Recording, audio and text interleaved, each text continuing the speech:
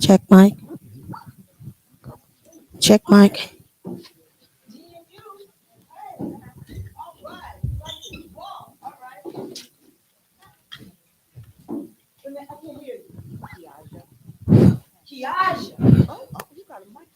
And is it on? I don't think it's on. Say it again. Hello. Oh,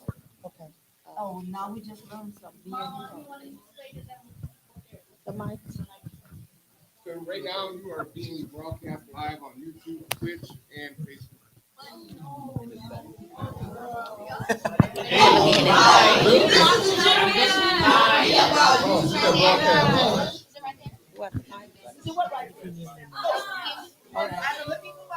You need the mic. Two more. Two more. You want the mic? and I Want the mic? and I want to be a model.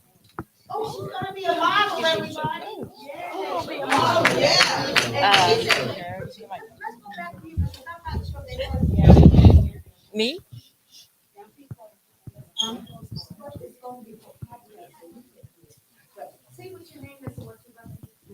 My name is Ayana, and I like to draw.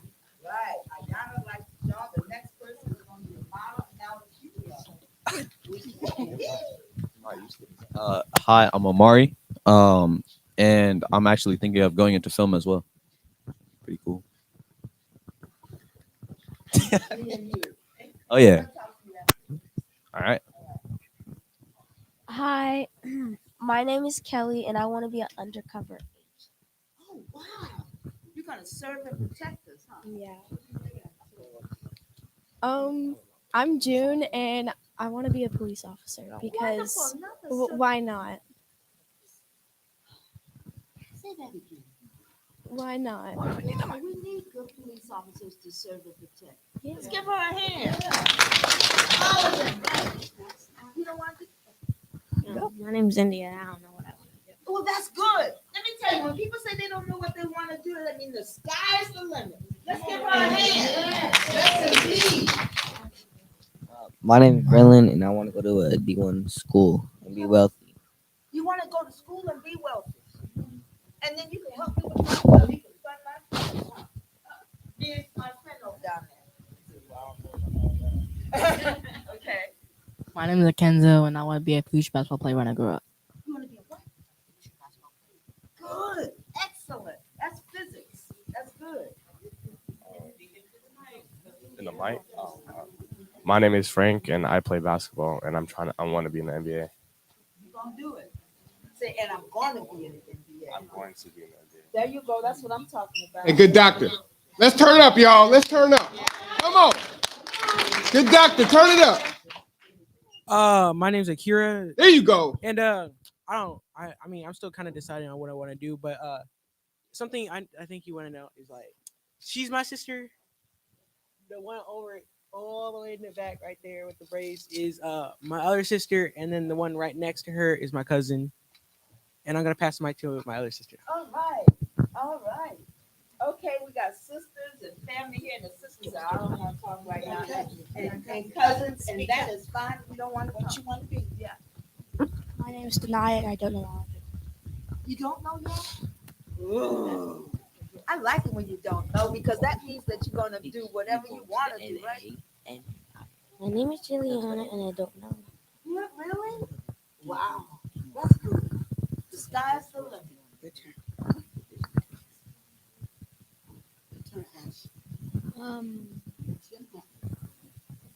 I want.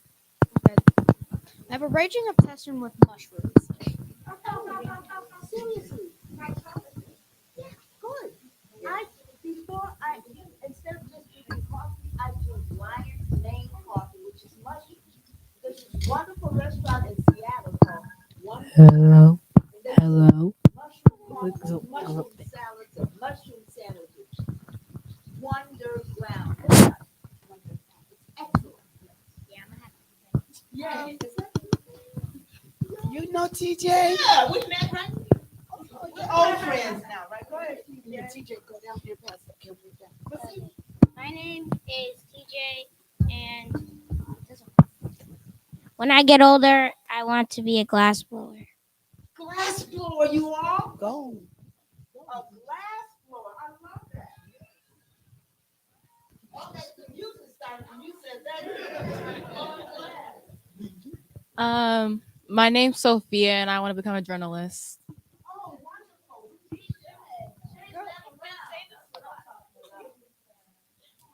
My name is Mason, and I want to become a photographer for pictures to inspire people. Wow. Yes. I love that. You look at how light is people and everything. Watch how light is people, right? You know, like where's it his kids? Like right here, it's on the nose, right here on the cheek, right? So that's good. Watch the light. Follow the light. Even in the dark. Good for you. My name's Jaden, and I want to be in auto body design. Whoa! Auto body design. This is the first time I ever heard something like that. I love it. Good for you. Right on. My name's Latanya, and I want to be an interior designer. Interior designer, and your name is what? Latanya. It's a pleasure. Thank you. My name is Junior, and I want to become a professional chef. Chef, culinary art. I love it. Sustenance. Get together with the person who wants to learn. Right here. Oh, right here, right here. This one right here, this genius right here. What do you want to be? Who is the genius right here? Tell her your name. Wait, what am I doing? You're gonna tell her what you want to be as you growing up. Go on. Oh, okay. So I'm Zakirian. Usually my nickname is actually Kiri, but yeah, I go by Kiri. And what I want to be is probably like a professional basketball player or something. Did you do it? Yeah. You got me? Oh.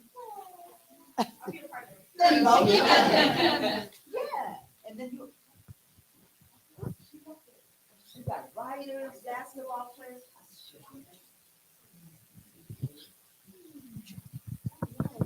And Kamonte Carter may call in. All right. Am I gonna sit down? Yeah. Okay. Can y'all see her? Yeah. Oh, I can see you. I may stand up a little bit now and then. y'all And then we see her? have parents and other community members Yes, back yes, there. Hey, yes. everybody! Thanks for coming. Whoa! Hello. Oh, that's right. It doesn't do that. It's podcast time, right? Akuye, let's give a hand for Akuye. Akuye has lit up my world. Karen Vargas, Akuye, and everybody else that's in this room that have helped me out so much in spreading the word. I so appreciate it.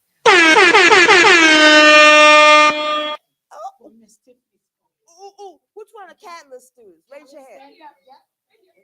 All right. Yeah, be proud. Be proud. Right. All right. Well, hello there, Dr. Shepard. Could you share with the students what inspired you to do this film? You all did.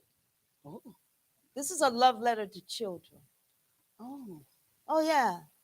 You see kids youth throughout this film, don't you? When I see sometimes that we as adults do to you, it makes my heart break. And then sometimes when I see what we do in partnership with you, it makes my heart sing. My film is a love letter to children. I was inspired because I was in Ghana, West Africa, and I'm going to be there next week and speaking to youth and colleges and universities. The American embassy is sending for me. Okay, all right. And I'm gonna talk to youth groups like this one, and colleges and universities, and so many more. Right. So when I was in Ghana, West Africa, I just finished this video. They call it ethnography. Can you say that? Say it for me. Ethnography. One more time. And ethnography is when you go to where a person lives or works, and then you up. That's Kamari Carter. Okay, let me do this. All right. All right. Let me just turn this down because you don't need to hear all that. Girl, you beeping. And I was, and when I finished, someone told me that the same AK-47s that you see on the streets of Liberia in the Civil War. You know what AK-47 is? Hello, wait a minute, Kamati. Kamati, have these great, beautiful students here, and I just asked them what they want to be: basketball players, police officers, chefs, something else. Designers, glass blowers, and photographers, filmmakers, journalists, auto body artists, some people, chefs, yeah. Some what? Undercover agent, okay. And a police officer. They said they want to serve and protect. That's what I'm talking about, right? And she says, like, why not, right? And then some of these youth said that they're not sure what they want to be. But Kamanti, isn't that great that they're not sure? Because the sky is the limit.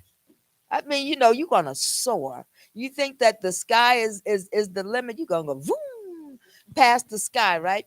So anyway, when I was finishing this film in Ghana, West Africa, this woman said, Sis Gilda, the same AK-47s that you see in our kids' hands in the Civil War as young as 9 years old. Yeah, there was a civil war in Liberia, and they had child soldiers. Right. And some people say that's what people who are in gangs are, child soldiers. Right? And that they said that are in your children's hands and you need to do something about that. Right? And so I needed to come home and say, I need to pay attention to our youth. I need to see what I do to perpetuate their sadness and what I can do to perpetuate their joy and possibility. Right? And so that's the reason why this is a love letter to kids. Come on, do you want to tell them hello? Wait just a second. Wait just a second. Say that again.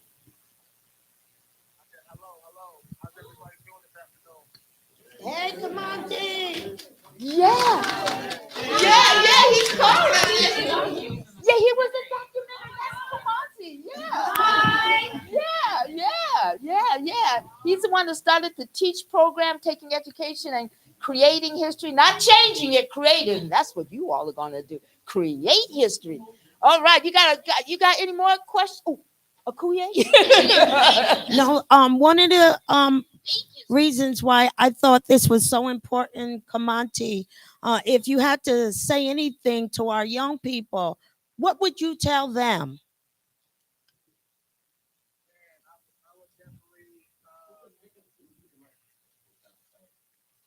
I would just encourage them to just realize that, at this point in their life, right, the future, like 5 years from now, 10 years from now, seems like an awful long ways away, right? But they have the best parts of their life are yet to come. And so, enjoy the present, enjoy the now, and I would just encourage you guys to surround yourself by good people who really care about your well-being, people who care about the well-being of your family, people who care about your safety, right? Because I think that at the end of the day, those types of friendships, are the ones that are going to be the ones that last forever. You know what I'm saying? And so it's okay to make mistakes. We're not going to be perfect, but I would just encourage you all to just learn from the choices that you make, and just, always think about the people that you have in your life that really love you. You know what I'm saying? And just think about, what would they think about the decisions that you make, and are you on the right path, and are you, moving towards your dreams? Because somebody told me, man, that if you start moving towards your dreams will start moving towards you. So, I would just encourage you guys, man, just to enjoy your youthfulness. Continue to wonder, continue to dream, continue to allow your imagination to explore the possibilities, and don't let nobody talk you into doing something that you don't want to do. Hello. They're snapping their fingers and clapping their hands. All right. He says, come on. Come on, T. How long do we have you with us here? That's when he gets out, maybe. We're gonna pray for him. Wait a minute. Say this again, Kamanti. Say it again. Okay. Yes, please.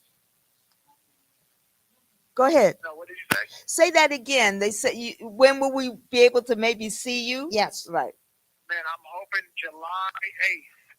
That's what I'm anticipating. That's what I'm hoping for. And so July 8th, I go back to my resentencing in Pierce County Superior Court, 1:30. And this will be an opportunity for the judge to be able to, not only look at my past, but also look at the things that I've been able to do since I've been incarcerated. And hopefully, as he takes my youth into consideration, he'll be able to, really take the opportunity of being able to grant my immediate release. And so I'm looking forward to being with you guys at the beginning of the next school year, right? Once this school year comes to an end. So I'm hoping to be home July, in order for me to be able to finish out this year strong. Kamanti says that one of the main things he wants to do is work with youth, right? Because you know his journey. You just saw it.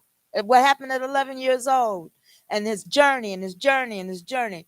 But he kept believing in himself, right? And he had radical imagination. So he went to places and created things that are changing not only what's going on in prison, but what's going on in schools. I'm telling you, I just came back from 800 youth between the ages of 14 and 17. 800. And they loved the film, because they like the crump dancing, they like the message and everything, because they could see themselves in the film. And that's important. Okay. Kamanti, how can our Living Life Leadership students support you? We've been working with the Black Prisoners Caucus for several years now. We have made it aware to our young people about the school to prison pipeline. What can they do now to support you, to help what I would call interrupt the narrative for that school to prison pipeline that is targeting many BIPOC and students of color? How can we begin to make the change? And poor people, right? That's a great question. And poor people. That's a great question. And what I would say is I would encourage the young folks, just to, create, liberation education spaces out there in their community, right? Out there amongst their family, amongst their friends, right? Because, liberation education, I think it really peels back the onion of, many of the institutions which, ultimately, lead many of our young people into the cradle to prison pipeline. And I think that as we begin to become more aware, right, as we begin to learn about our legislative process, as we begin to learn about our judicial process, as we begin to learn about the statistics that ultimately, shape the lives of under-resourced, Black and brown children, right, and poor white children, right? These are the things I think that many of us grow up. We find ourselves ignorant to many of these rules, these laws, and these practices. And so for these young folks, like, they can begin to start breaking some of those narratives by being aware. By getting involved in many of the organizations in the community that's actually designed to help them not only to navigate the pitfalls, but also to overcome many of the obstacles and the barriers, right? And so for me, it's really about,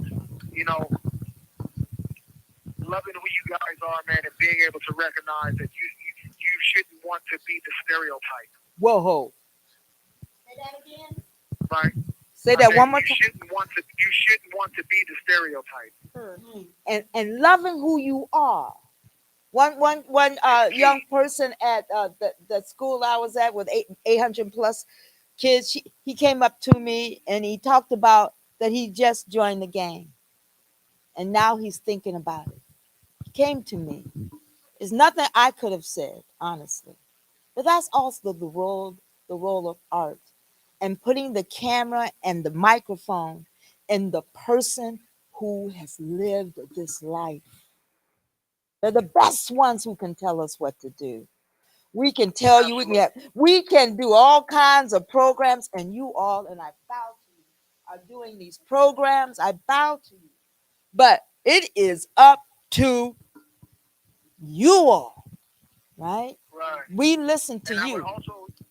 I would also encourage you guys, man, to tell the people who are you know what I'm saying, your teachers, you know, and your sponsors and your advocates, tell them what y'all need.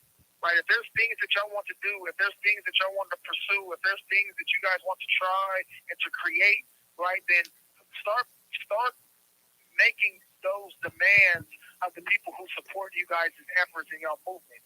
You know, because ultimately your imagination is what's going to shape our future. And so you ain't got to wait until you get older in order for you to start creating a business. You ain't got to wait until you're older in order for you to start working on graphic design and being a journalist and all that. Like, you can create all of those things right now. You know what I'm saying? And if you don't know how, research it, right? Do it collectively as a community. You know, and ultimately what you'll begin to realize is that you'll surprise yourself and the people around you. You'll surprise yourself. Yeah, you're the dream. Honestly, this film is for you all. When I look, they have questions too. Kamanti, you got a question, my friend? All right. Oh, anybody got a question out here? Any of the youth? Yes, here's a question. And this young lady is one who wants to be a police officer. Go ahead. How does it feel to like live in prison? Like, how is it? Good question. Excellent. How does it feel to how does it feel to live in prison? How is it? It is. I would definitely say it's probably one of the most horrible experiences that I've ever had to live. Honestly, you know, think of your bedroom, right, and your house, and think of you being, you know, locked in your bedroom for, you know, 22 hours of the day, and then for 2 hours you get to explore the rest of your house, right? 2 hours you get out of your room to kind of go other places inside your house, right? You're not going to the store, you're not going to the park, you're not going to the mall. Like, literally your house is your environment, right? And prison is ultimately like that, right? Like it traps the mind, the body, and the soul in one very small, restricted space. And, you know, ultimately there, you know, we definitely try to not allow the restrictions and the environment to really to change us, right? And unfortunately, some people are successful at that. Many people are not. You know, but prison is definitely not a good space. So, you know, I deal with it one day at a time, and I allow my imagination to be the thing that really, you know, continue to feed my life, to feed my spirit. Right? I continue to read. I continue to indulge in writing. I continue to imagine, what a walk next to the ocean is like in the park, smelling the trees. Like I still allow my imagination, still allow myself to be engaged in my imagination, but it definitely limits my capacity of doing the things that I want to do. But yeah, this is definitely not a space for people. I'll tell you that. Okay, yeah, there's two more. There's two questions. Go ahead, my friend. I have two questions actually. Good. Okay, so the first one is, how did you see the world like before you went to prison versus how do you see it now? Excellent. Did you hear that? That's a great question. I would say, how I seen the world before I came to prison was very limited, right? It's like I had on blinders. And because my experience, really, was really kind of limited and restricted to, like to Tacoma, Washington, right? Like it was everything I knew, all the people that I knew literally lived in the city. And so, Like I never thought about going on vacation. I never thought about other states and visiting, Disneyland and China and Africa. Like I never thought about those things because the people around me never talked about those things or did those things. So I was literally limited by my associations. Once I came to prison, right? I found myself, you know, watching TV, watching movies, reading books.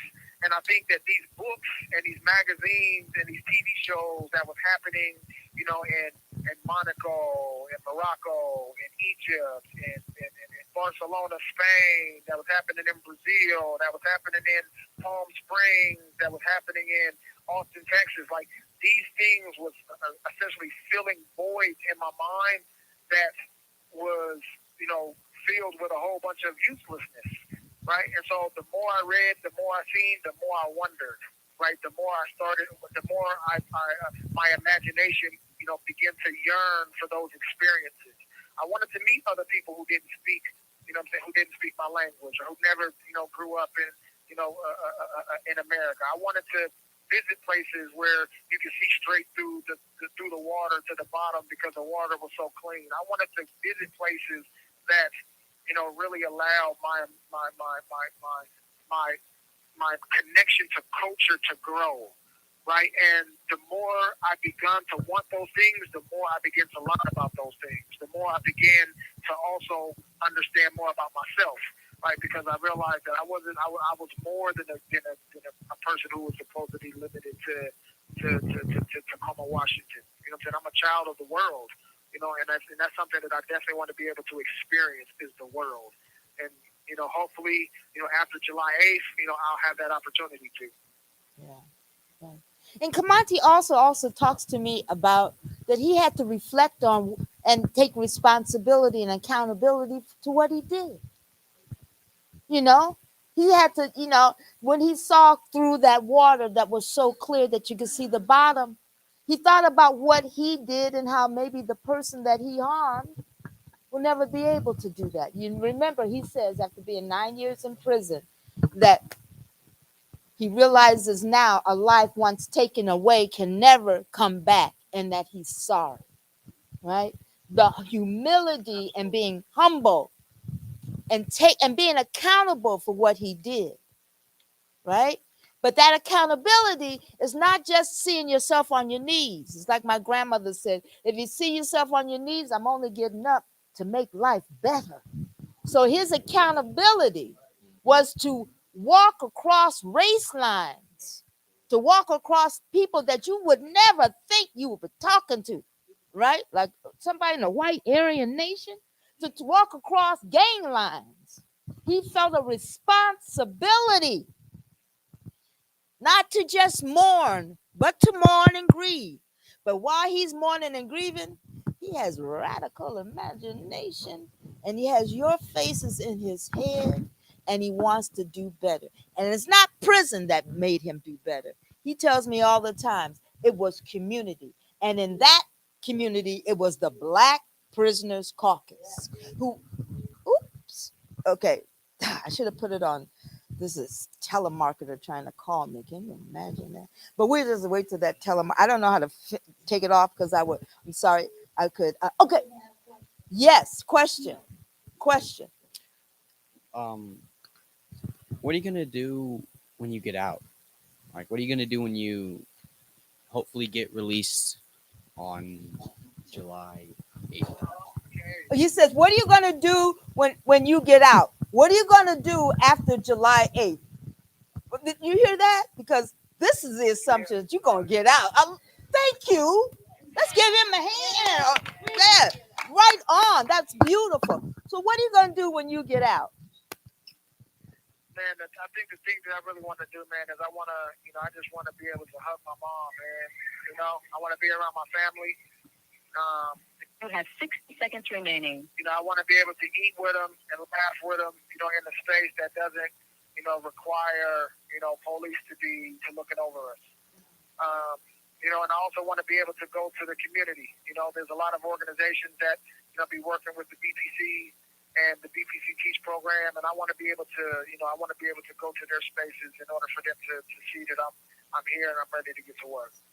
And so like those are the things that I'm looking forward to. But you have 30 seconds remaining. I definitely want to be able to. I want to be able to get out, and I want to be able to sit down and eat with my family, and not have to worry about being sailed in or the visiting gets called over because now visiting has concluded. I'm about to call back. Okay, somebody say, how old are you?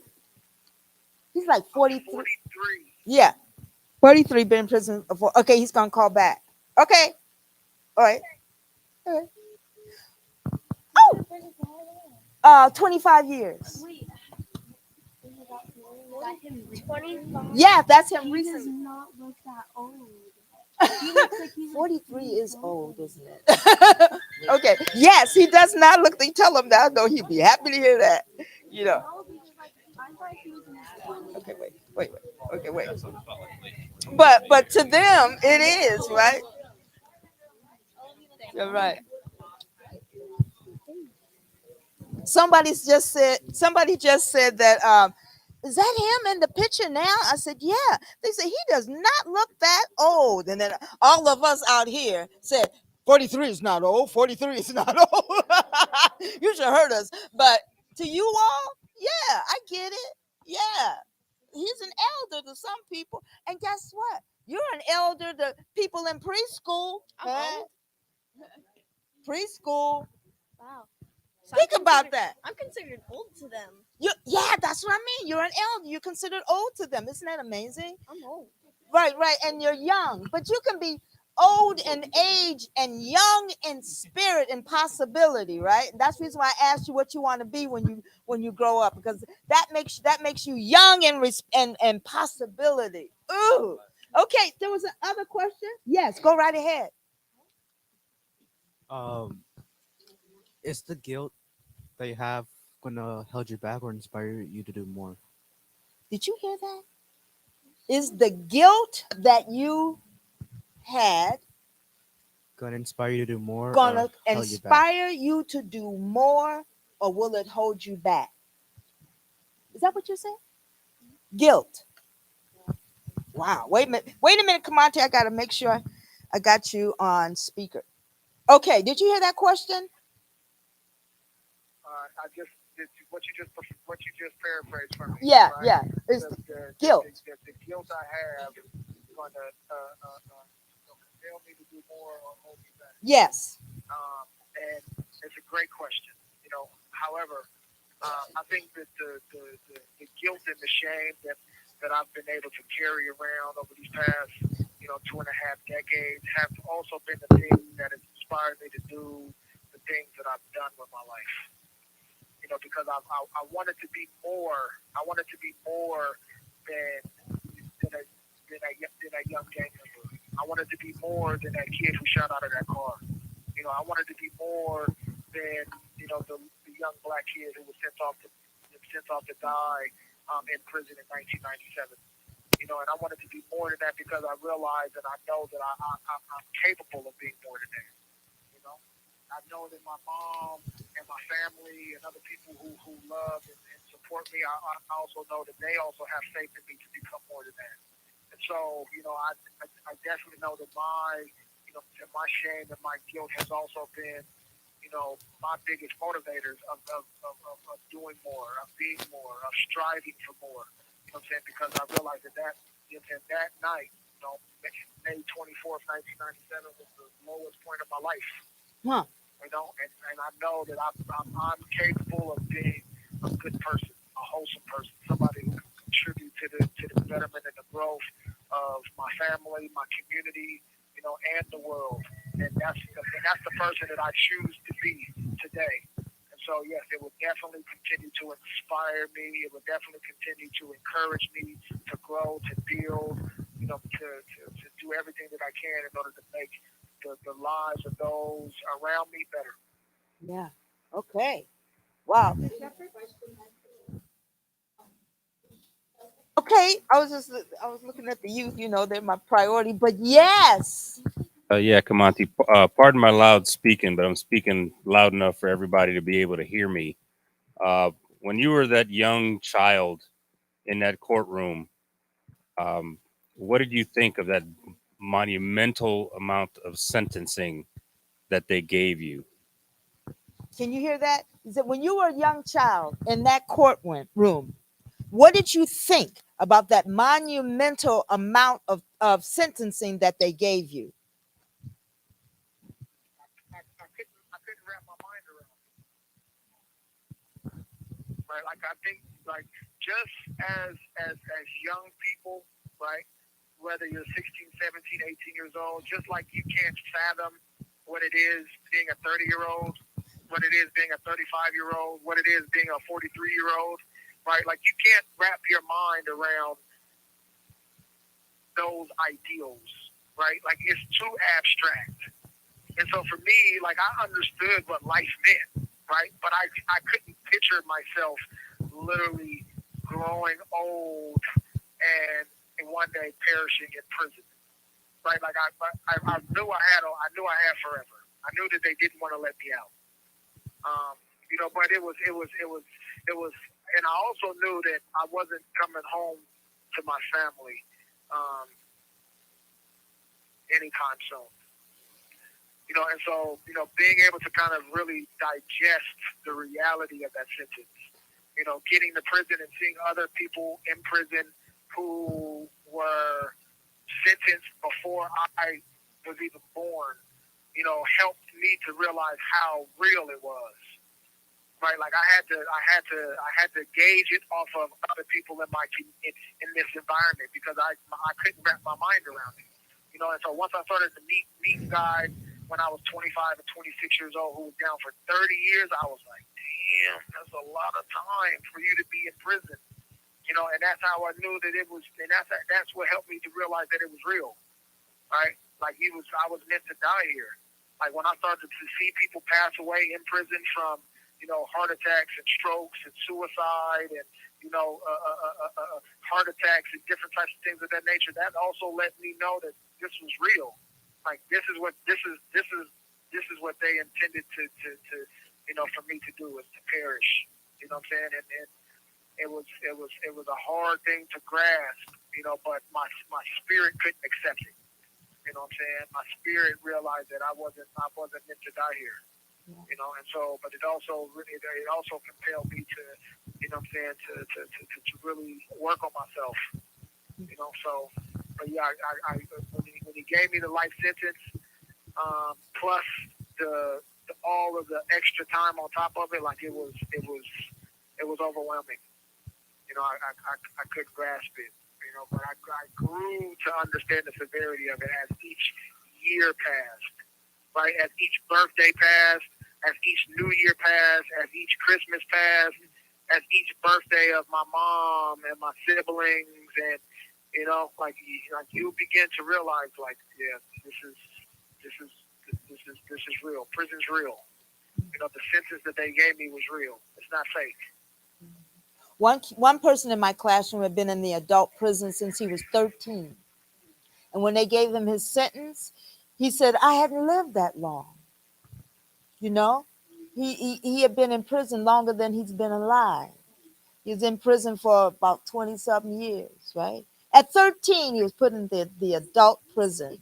He's out now working with folks, working with youth, and working, to dismantle gangs but also see and think about why you've joined gangs, so that there's something possibly missing.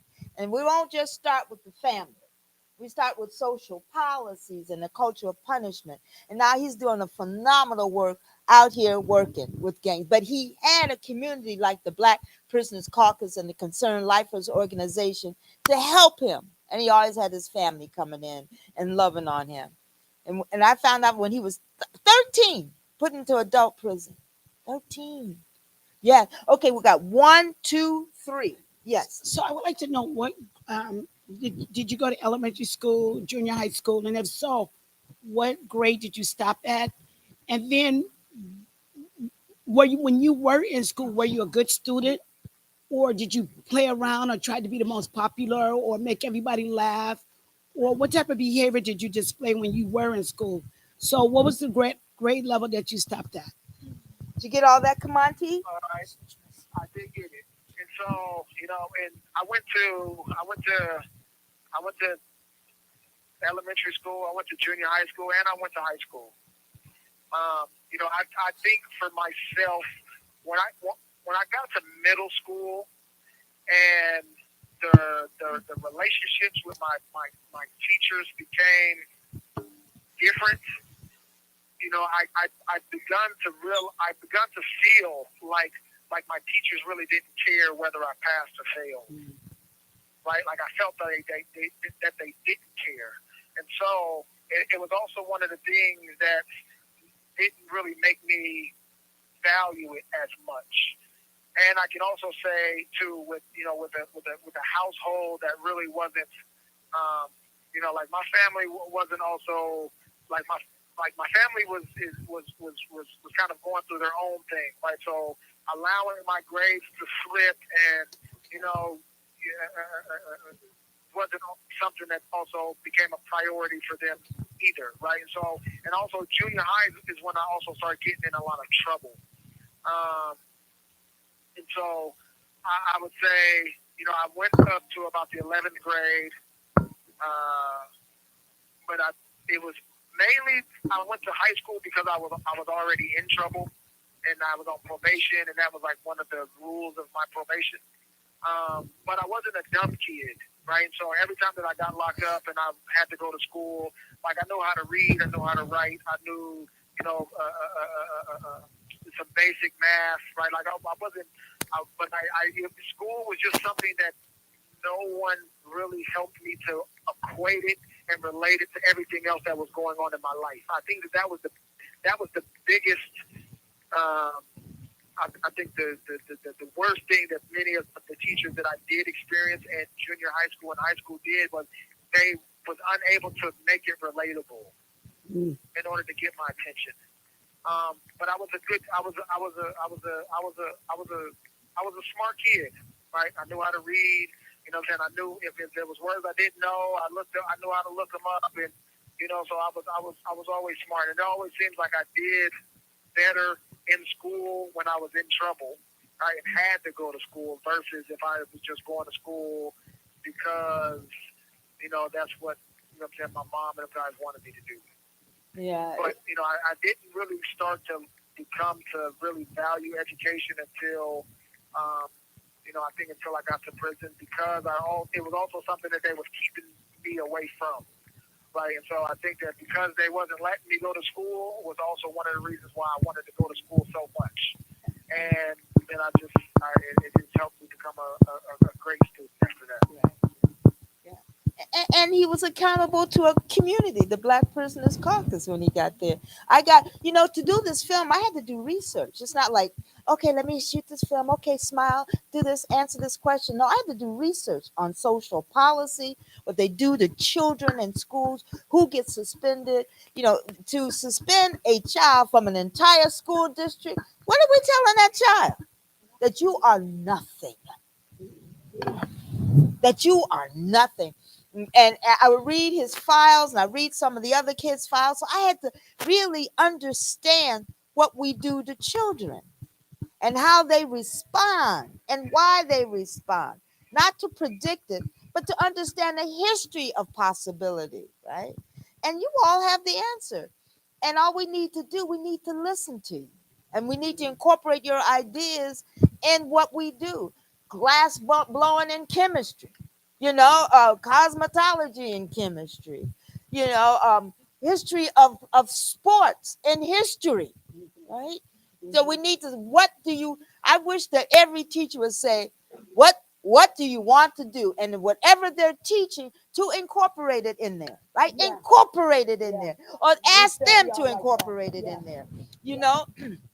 Kamanti Carter says in his teaching with the taking education and creating history, they go at the pace of the slowest student. He didn't say the student who is not smart, the slowest. Now, one person told me, I go slow because I'm in a hurry. Are you with me? Just think about that. So, and that doesn't mean that you making things easier for everybody. That means that you are being challenged to teach. And those of them who are just moving real fast, getting it, they are being challenged to show what they learned. So you go as fast as the slowest student. Didn't say the one that's down, but slow. I eat slow. Some people eat fast. That doesn't mean I'm not enjoying the meal. All right. So there you go. Okay, thank you for that question. Thank you, Kamanti. Thank you. Okay. Yeah. I just wanted to know how did you keep yourself in control and mentally stable from being away from your family and siblings all those years? Did you hear that? Yeah, how did I keep myself stable from being away from my family? Man, it was like being away from my family was tough, right? But I also grew up in the streets away from my family, and so I think sometimes that disconnection, it also helps me to stay focused. And I say that because there's people who worry about their family so much that it creates like this inability to focus. Right? It becomes a distraction. Because now they're worrying about trying to control and handle all of these things that is outside of their control. And so for me, right, I think that it was one of those things where I really just I found the zone. I found the lane. To where I could really focus and really stay after things. And then the moments and the times when I did talk about my family, I was able to really share with them some of the things that I was doing, which helped them not to worry. And so I think that right there was the biggest part, right? Is being able to really assure them that I was still okay mentally, spiritually, that I was doing things to keep myself safe, and I was working to become better. And as long as they weren't worried, it helped me not to worry. But of course, I miss my family. You know what I'm saying? I miss because I'm the oldest of all of my siblings also, and so it really robbed me of a lot of opportunities of being able to really be that support for my brothers and my sisters. But I did the best that I could, right? And I helped my sister when she was, in junior high school and high school, and I helped my younger brother when he was in high school and going off to college, and so I tried to really mentor where I could. I tried to be, that sounding board of helping to make better decisions, and so.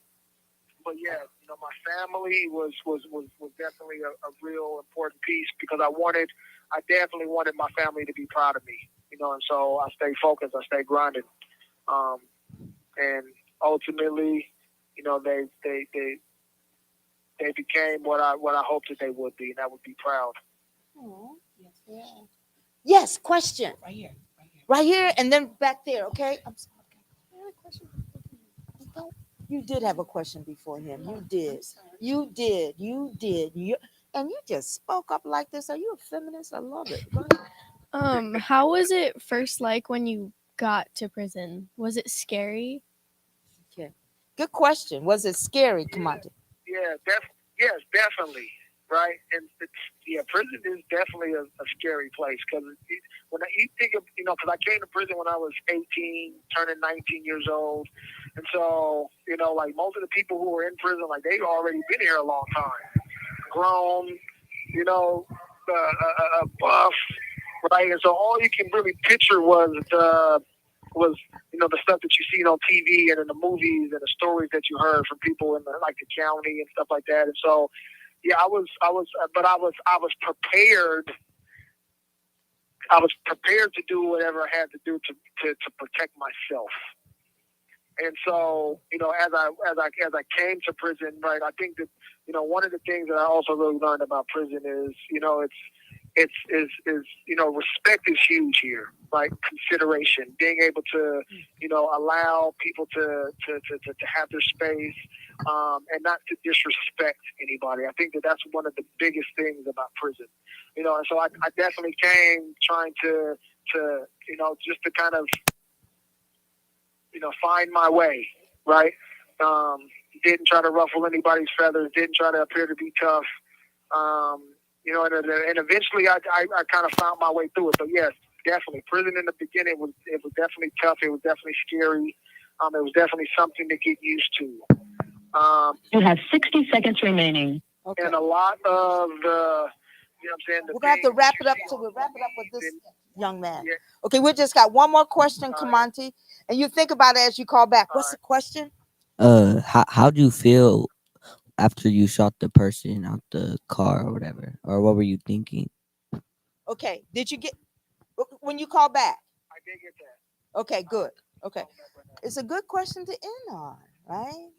Thank you all so much. You know, I know this makes him feel good to the young people are posing these questions, and so you all are brilliant. Come on, don't you think? Aren't they amazing? I mean, you're really thinking about all of this, and you're young, and you've been sitting in this chair for and I am just impressed that you can sit here in this chair and watch a 1 hour and 45-minute film, and then stay right here and be up looking. Okay, so this is okay. Oops. Okay, wait just a minute, Kamonte. Okay, you got that question. That was an excellent question. Go ahead. It was a great question. You know, before that night, like May 24th, 1997, you know, I was a gang member for quite a long time. Right, like I literally grew up in the streets. You know, and so, you know, at that moment when I'm in the car with my friends riding around, right, and you know, and one of the guys in our car, you know, he, you know, kind of made the statement like, there are our enemy, right? And so, you know, at that moment, and I hung out that car and I began to shoot that gun. I believed at that time I was doing the right thing, right? I believed I was doing the right thing, right? Because I also believe that that's what gang members are supposed to do, right? When you're, you know, supposed to be, you know, really riding for your side, if you will. You know, but then, you know, learning of, you know, who was in the car and who got shot and who got killed, you know what I'm saying, was like a hurt feeling, right? Because it was at that moment I realized that I made a big mistake, right? I made a very bad decision, you know, and it took me a while to really understand the severity of it, right? Not just to go from understanding, yeah, I you know what I'm saying, I shot an innocent person, right? But it also took me a while for me to be able to just recognize the point is like, you know, for me to have shot anybody, even if it was the right people who we thought it was, right? Like even that would have still been a horrible decision because, you know what I'm saying, I took it upon myself to take someone else's life. You know, and I think that, you know, kind of growing up in prison, being able to have to own it, I think for myself, you know, was also probably one of the best things that I've ever done for not only for myself, right, but also for my conscience, right, for my sanity, because I recognize that at that moment, at the moment that I owned it, I also owned whatever the consequences that was associated with that was, and I was okay with it. Right? If me taking responsibility for my actions meant me dying in prison, then that was just something that I was willing to do, right? Because, you know, I felt in my deepest part of my heart and my soul, you know what I'm saying, that I owed his family and the family of everybody who was in that car that night an apology. And so that's what I chose to do. You know what I'm saying? I chose to own it, you know, because I made a poor decision. You know, and I think that as we grow up, right, as young boys, right, we can kind of just live reckless because, right? We still have so much of our life ahead of us that we can kind of make up for poor decisions, right? But I think that as we start to grow into men, right, men are also the ones who take responsibility for their actions, right? They're able to apologize when they've done something wrong, right? They're able to own up to, poor choices that they've made, and they're also able to say that they're sorry, right? Taking responsibility and saying you're sorry doesn't make you less of a man. It makes you even more of a man in my book, right? And in many of the other men who I associate with every day, right? Because being able to own who you are is a big part of growing up, right? Being accountable. And so, that night it was in that moment, right? I definitely believe that like this is what gang members do, and I felt that I made the right decision. But as I grew into that decision, as I grew into myself, I realized that it was the worst decision that I ever made, regardless who was in the other car. Yeah. And no one wants to be known for the worst thing that they've done. And that's the reason why every nanosecond of his life, he has compassion for other people, cross race lines, even if they think differently than him. It is, to create a film, and through your lens and through your directing, you experience the triumph of the human spirit. Watch out. It's like you have heaven on earth. It is the most amazing thing. When I walked into that prison, in the worst place possible, for them to do that, things that we are not doing out here, except for this group right here. Okay. You said we need to wrap it up? Oh, okay. Just say it out loud real quick.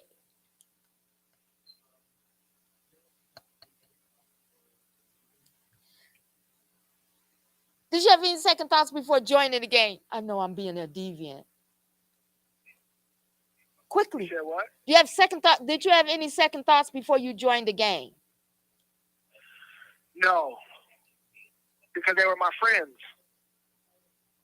You know what I'm saying? And so, it was just, me hanging around my friends. It's just what we did. It's how we identified. And so, growing up, it was just what kids did, right? It's just as we grew up, it just turned into something. It just turned into something else. Right. So, now, it's something that I definitely leave behind me because I've grown into bigger and better things. All right. So we're going to end with that question. Thank you for allowing Kamanti to reflect on this. And Kamanti, what do you think about those questions? Man, those questions was awesome. I know, off the hook. And I yeah. Yeah. So I definitely appreciate the hard questions. Yeah. Definitely thought-provoking. Can I do a selfie and put the phone up so I can take a picture of all of us together? If you don't want to be in it, don't be in it. You can move out the way. Want to be in a selfie? If you don't, okay, you got to move in the middle. Got to move in the middle. All right, y'all. That is a very special Conduit Youth Empowered Conference of 2022. And it's not over yet. They still have more to go with the kids tonight. I think their event will end at midnight. So very special treat indeed. We will be back this evening. Don't forget to share to be entered in to win the prize. So you got one more entry tonight, one more live. This is the Conduit, and we will see you.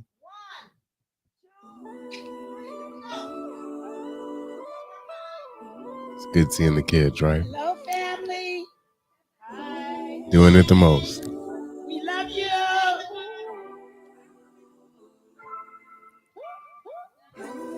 We're praying for you. All right. We will see you next time. This is the Conduit. So we just check it out. Check it out. Oh, maybe we're not done. Moving and you're grooving. That's not a lot, y'all. No, I know y'all need to move on to the podcast.